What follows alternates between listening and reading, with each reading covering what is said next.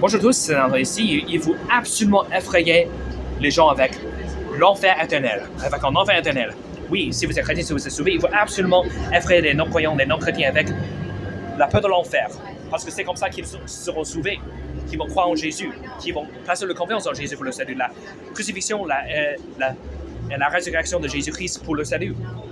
Autrement, sinon, comment vont-ils être sauvés? Vont-ils croire en Jésus? Parce que si l'enfer n'existe pas, il n'y a pas de point, il n'y a pas d'évangile, il n'y a pas de bonne nouvelle, il n'y a pas de salut.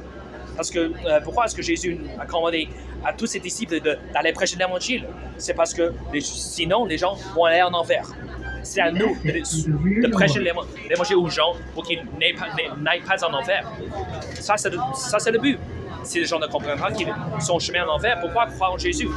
Ils ne croiront jamais en Jésus. Ils ne placeraient jamais leur confiance en Jésus pour le salut parce que si l'enfer n'existe pas, si l'enfer n'est pas un lieu de tourment éternel, pourquoi croire en Jésus? C'est lorsqu'on dit aux gens, c'est lorsqu'on fait savoir aux gens qu'ils sont en chemin en enfer, où ils vont brûler pour toujours, où le tourment ne s'arrêtera jamais. L'enfer, c'est un lieu de tourment éternel. Si les gens ne savent pas tout cela, comment seront-ils sauvés? Comment vont-ils placer leur confiance en Jésus? Il faut absolument que les non-sauvés sachent que l'enfer existe et que l'enfer, c'est un lieu de tourment éternel dans le feu, dans la fosse sans fond, et dans le feu, dans la flamme. C'est là où le tourment ne s'arrêtera jamais. Parce que Jésus en a parlé beaucoup plus que tous les autres. Est-ce que Dieu a assoupli dans le Nouveau Testament? Est-ce que Dieu est tout gentil et tout amicable dans le Nouveau Testament? Pas du tout.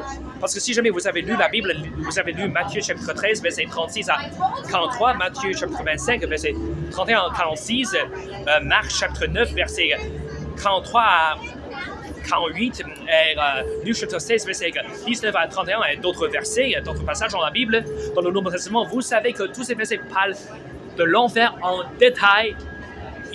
Tous ces passages donnent une explication détaillée dans l'enfer, une explication tout effrayante de l'enfer. C'est là où les gens seront tourmentés pour toujours. Il n'y a pas de fin. Il n'y a pas de fin. Il n'y a pas de soulagement. Il n'y a pas de sortie. Il n'y a pas de seconde chance. Donc, il faut qu'on soit sauvé dans cette vie, n'est-ce pas? Si vous n'êtes pas sauvé, allez croire en Jésus maintenant. Et si vous êtes sauvé, allez prêcher l'évangile maintenant. Parce qu'il n'y a pas beaucoup de temps. Il ne reste très peu de temps pour nous.